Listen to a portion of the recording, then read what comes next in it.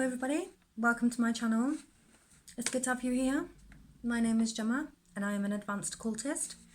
Today I would like to discuss the truth about religion. Okay, so I do believe that all religions hold truth and that somewhere within is basically an aspect that can be understood if we can take a step back from pre-programming and the teachings. Okay, obviously the individual aspects throughout, I'm not going to focus on them. I'm going to look at it from a unity perspective and obviously a duality perspective, which obviously relates to everything that I've learned so far in my journey. I'll explain a little bit why later. But basically, I'm going to just go into this, okay? So if you are religious in any way, okay, I'd turn off now. If you get triggered easily. However, if you are open-minded, please stay, okay? Because hear me out. Right, okay. So, like I said, I'm not going to sugarcoat this, okay? So, let's go back to the start, okay? Let's start at the beginning, okay? So, if I was to understand religion, I would think everything has to start from somewhere, okay? Let's start from something. This is how it always starts. A small group of people hold the same ideals, values and spiritual experiences. And this is how cults start when it grows and people pay attention to it, okay? And that memory complex, unconscious programming, the unconscious aspects of the spirituality, so the unconscious aspects come out into the environment. So then it becomes a social memory complex that people all like a structure, like a norms, okay, in society, values and norms. So it actually creates a memory complex, okay, and it grows, okay. These are my notes. I write notes because I have so much to say and I don't want to miss anything out. And yeah, I'm new to speaking as well, so just a little bit there. Obviously, you know, I'll try my best to keep engaging. Okay. So, throughout society, if we hold on to cult as a cult perspective and a cult, okay, because everything starts out like that, like I said. Okay, so as a social memory complex, it grows and grows, okay? So we're taught over and over again, okay, by generation after generation as well, and it grows throughout lands and stuff like that, to the point where the masses of people congregate to honour it, okay? Whatever it is, religion in this case, okay? So throughout the doctrines, the religions, there are descriptions of culture and cult aspects, okay? So as a cult, it would be a culture. So within cultures, what do we understand through cultures, okay? So as a basic, we understand how to live. Like we observe our society and we understand certain aspects to our society, you know, socially accepted, large socially accepted groups, for example, okay? Just of perspectives, okay? This is simple, just perspectives, okay? So, yeah, so we learn how to live, okay? So we can observe through culture how we live, and this draws back to cult doctrine, okay? Culture, okay? So what is a cult? It's an aspect of culture, as I just said. Okay. So it's obviously how we live within community together with each other.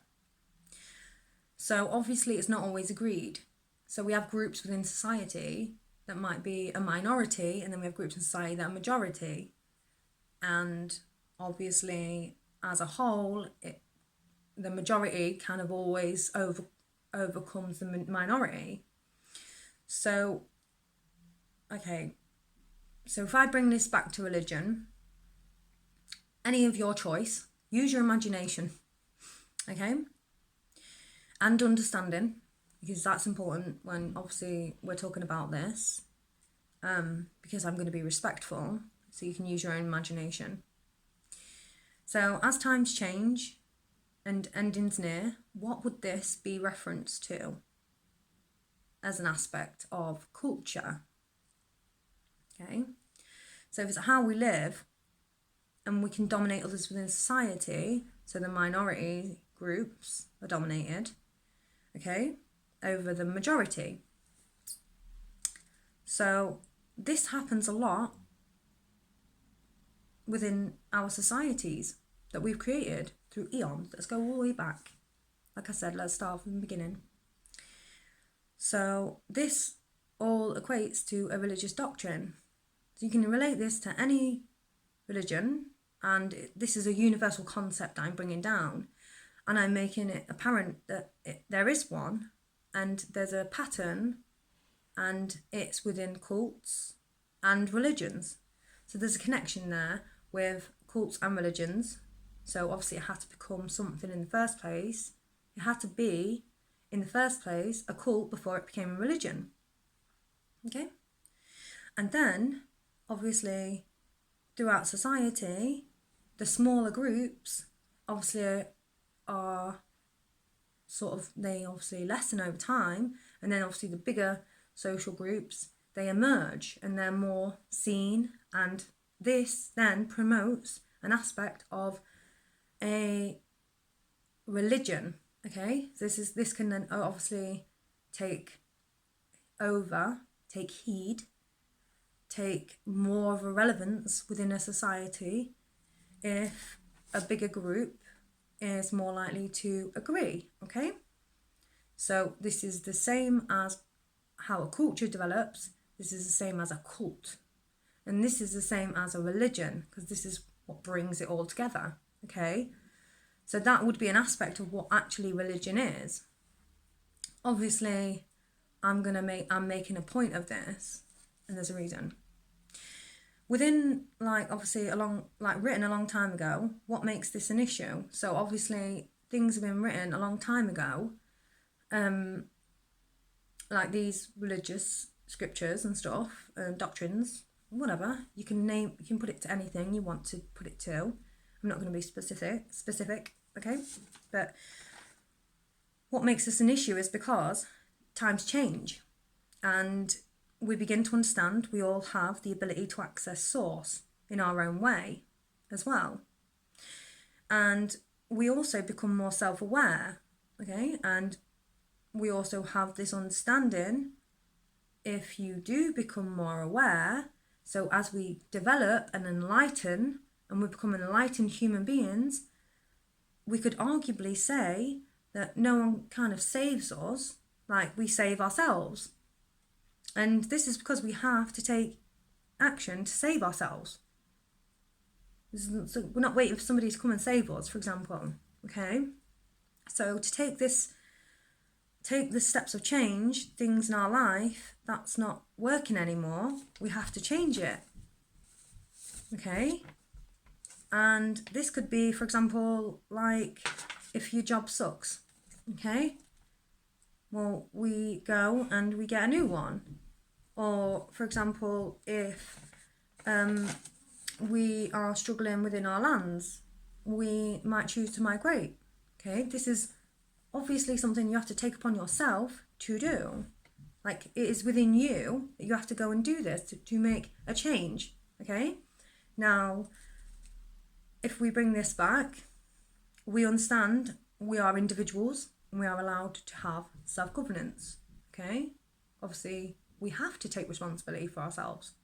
There has to be an element there where we take responsibility for ourselves. Okay? And it's not shameful either to want different things or to want, change in your life. Like, if you decided you don't want to live in your land anymore and you wanted to leave the country, for example, that's not bad, is it? That's just you choosing a different route. And if no one else agrees, that's fine, doesn't matter. If you want to experience something different, then you're allowed. Does that make sense? So now I'm relating back to groups within cultures, okay? So obviously you can sort of be shamed for that because you want something different, okay? So obviously I'm just talking about travel or migration, but it could be anything, okay? It could be about, you know, females wanting to have a job if they don't have one and they're not allowed, for example. It could be anything, okay? So I'm not going to start picking because it's such a hard thing to point out when there's obviously a lot of cultural significance to groups as a general, okay? As a whole, okay? So, okay. As I said, as we evolve, we become more enlightened, okay? And it's not wrong. It's not wrong to be more enlightened and to understand that there are different perspectives and to probably open your mind and see there is different, okay? Because obviously, like I said, the doctrines were written a very long time ago. And for example, if I don't like, for example, like now, if I didn't want to marry in my land, wherever it is, I shouldn't be forced to marry, okay? Obviously, that's my own self-governance and I should be allowed to make that choice. Does that make sense? Hopefully it does. It's just an example. But if I don't want to go to church every Christmas service, I shouldn't be forced to go. And that was something that actually had happened to me when I was younger. So like I'd have to go to a Christmas service with school. And I didn't really want to go. And it was to do with the church, the Christian church. Okay. So obviously I didn't really want to do that. That wasn't something that I found interesting. That wasn't something that I gravitated towards. It didn't feel right to me.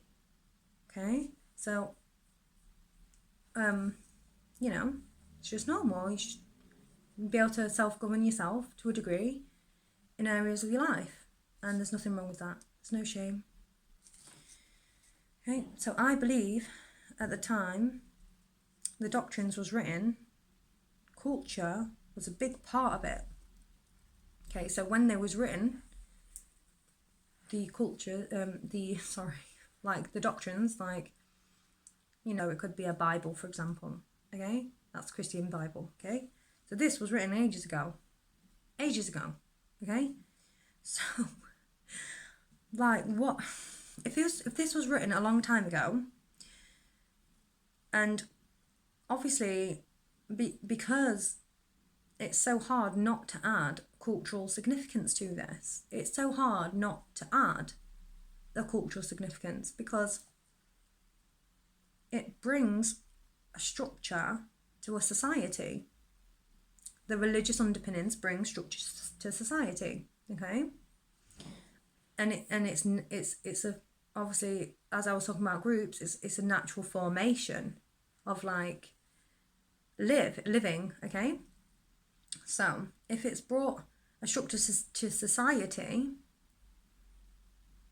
then, well, I'm not saying it's good or bad. I'm just saying to explain and that it just is, okay? So this is obviously this would be obviously a normal consequence to the creation of it, of a religion, starting from a cult to a religion, you know, and when it creates itself, it gets bigger and bigger, and obviously the social norms and values are all added into it, and obviously it was written a very long time ago as well. So we have to like understand that, you know, this is possibly outdated. Okay, we have to understand in our minds that, you know, not everything is going to be as accurate as we would like it to be. It's not going to be as prominent in the world we are in today as what it was in the past, for example. But maybe you can use your imagination and understand where I'm kind of coming from when I explain this. Okay, it's a tough topic.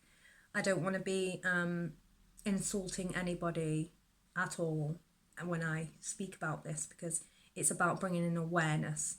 It's about bringing an awareness to what it actually is, what religion actually is. So that's what I've gone into just now.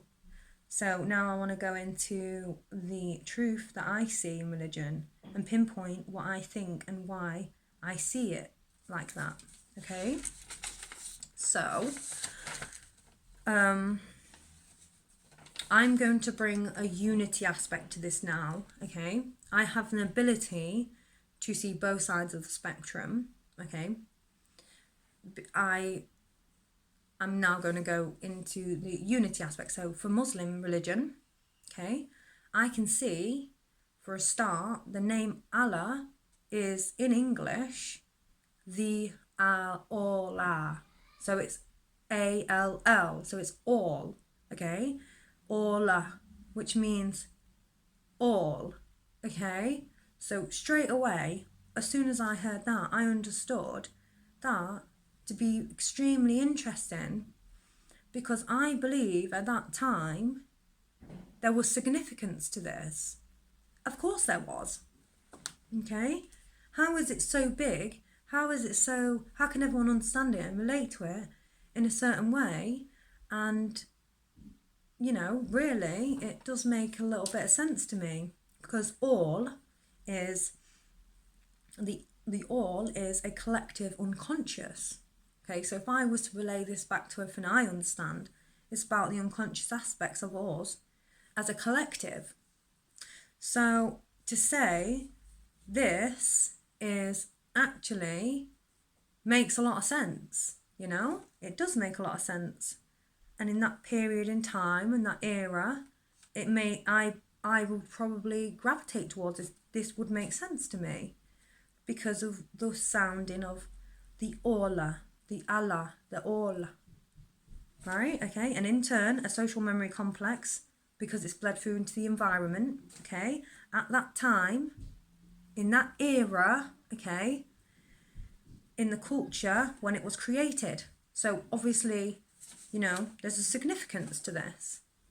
Of course there is, okay, and I also like to pinpoint the fact that on the flag is a moon and a star, and there is a moon on there, and that is a representation of also the subconscious. It's part of that part of our brain as well. It's subconscious, it's what's behind. So it's still an aspect of the unconscious and subconscious. So for me, when I look at the symbolism and then I obviously see that word, just that one word, I can understand that there has definitely been some sort of spiritual significance brought down. I can see with an open mind truth to this, okay? I can see it. So now for the Jewish religion, I can see that there is a structure within the Jewish religion, and it's the Kabbalah, okay? It's those little points, and it's like a tree, okay? So obviously the rabbis you can find on YouTube, they all talk about this, but it's also about self-development. It's a self-development tool, okay? So it's a skill set of understanding of stages of life, okay? So throughout this tree, the Kabbalah, it's about understanding the stages of your own life. It is about self-development, okay? Because I know, because I've looked at it, I understand it, and I can see where I've travelled. I can understand that I've achieved a level of consciousness where my unconscious and my conscious is together. Like, I can understand that because I've worked on myself. So if I was to go and be honest, I've got to the top, which is the 33 degrees, and people say it doesn't exist, but it does. Okay? And to say I have reached Samael, okay? And obviously I didn't do it on my own. I needed help, and I received help, and I am so grateful. So obviously there are, you know, there are structures within religion that are found within religion that are there, and we can see the spiritual connotations to this as well, because it is spiritual, because it's spiritual, it's your unconscious, okay? I do keep pointing that out, but it's something that we need to address. It's spirituality. It's not some woo-woo. It's an unconscious aspect of ourselves. Okay, when we wrap that around, we can understand that there's a reason why the religions are where they are. Okay, so there's a unity in this. Okay, so I'll carry on. So I came across this in awe by the accuracy of the Kabbalah, okay? And it's not to be scared of. Like, if you're scared of yourself, then maybe it's going to scare you. But it shouldn't be something that you should look at and go, oh my God, conspiracy. Because it's not. It's a structured religion. This is also called the Tree of Life, which a lot of spiritualists will wear the Tree of Life symbols. Okay, so this is where in the Jewish religion I talk about this, because it pertains to spirituality now, the Tree of Life. That's a symbol. Okay, so that's what I wanted to point out about that. Okay, so I'll carry on. So the next one is the Christian religion. Okay, I can see that there is a relevance to the feminine current. Why? Because Mary, okay, is so, like, she is the mother of Jesus, right? But let's just talk about Mary for now. Mary has been depicted as the Virgin Mary, you know, giving birth to Jesus. But obviously we're going to, so she gave birth to Jesus. She was only young as well. So she was really little, she was only about 14 or something, I think. So you got to think, like, why is that relevant to our society? Why have they underpinned Mary specifically and inputted her throughout religion? Now, I would argue, I would just say, because it's the unity aspect, that it's a feminine current of light and dark. So Mary is representing, you know, because it says that she's a virgin, and then there's other parts of it where it says that she's a prostitute. So it's almost like, what is she, right? So, but it's also a representation of light and dark energies, which it's hard to obviously understand this from a perspective where it's like, oh, why is she a prostitute? She's not, you know, anything could have happened to Mary, you know, because she was young as well when she had Jesus. So if this in this story, obviously it's, if we look at it as an archetypal energy, so obviously if I am intelligent enough to understand that I can look at this like an archetypal energy, so that we don't get stuck in the doctrines and this and that and the other, and just look away from this for a second and go, there is a light aspect and then there is a dark aspect, and it's promoted. Okay, obviously it's not, you know, people don't really want to talk about it because it's hard, because it's like, how can she be that? Which I do understand as well, because Mary's obviously how old? She's very young. So I don't know if she had much self-governance. Okay, so obviously I want to point that out, because yeah, she's still young. So she is the mother, okay? The mother.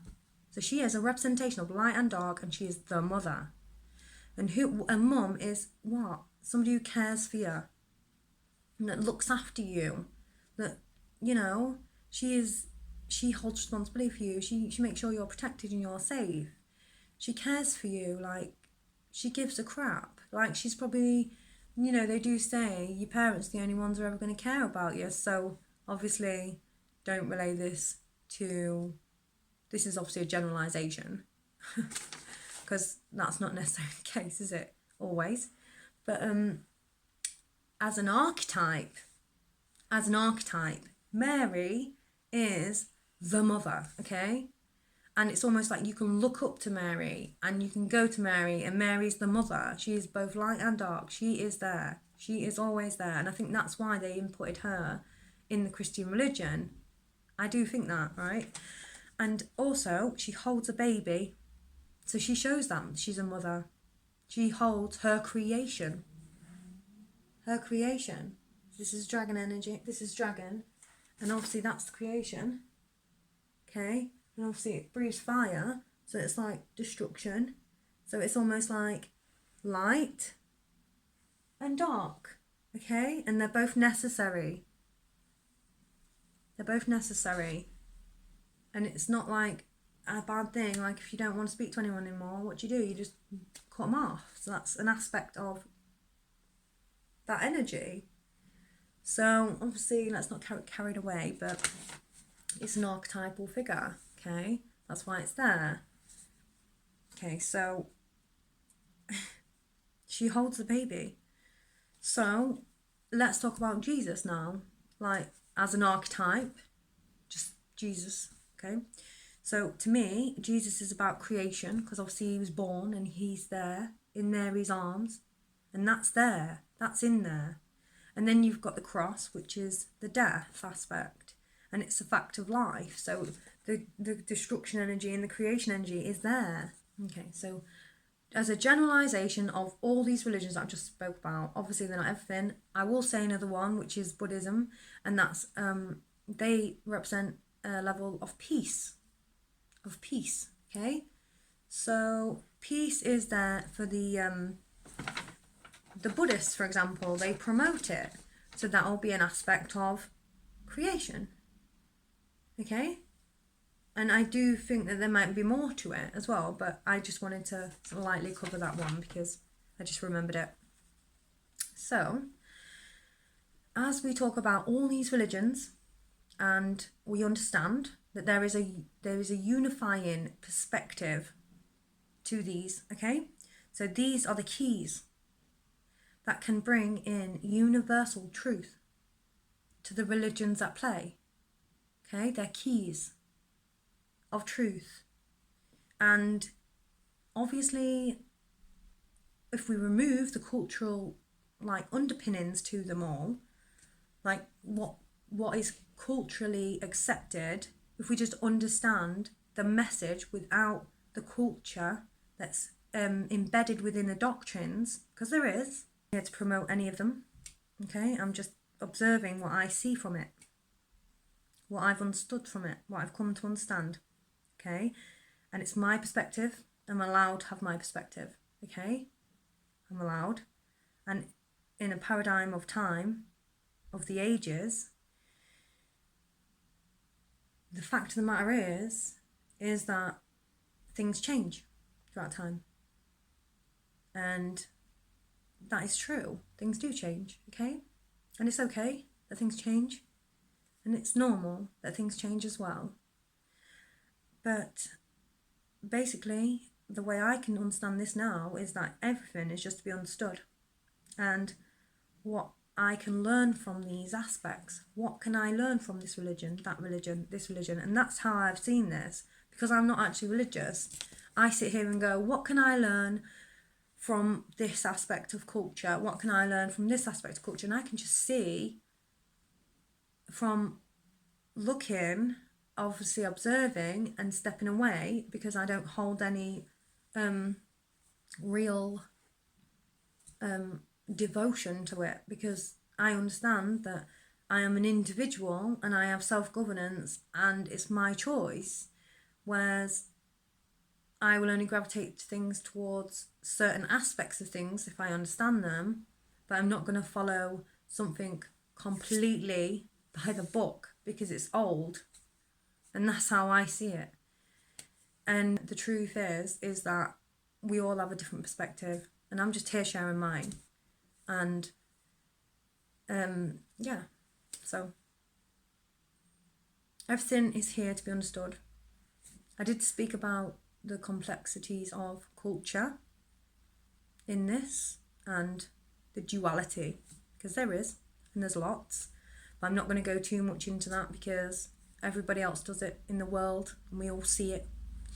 But what I'm here is obviously to bring a level of unity, to understand what it is and why it is that way, and where I can see some truth in these religions. And it's much needed discussion. It's much needed, because if we can do this and we can have a level of universal understanding, we can bring it all together like a puzzle, and we can make it make sense. And then we can take the teachings from what we have learned as a whole, as a collective.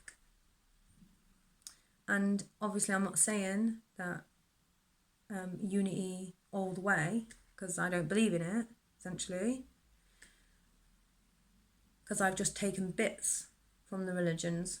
So technically I've done it. You know, I've taken aspects of a culture, a religion, and took what I wanted and made it into a whole. And that's because I can, because of my perspective.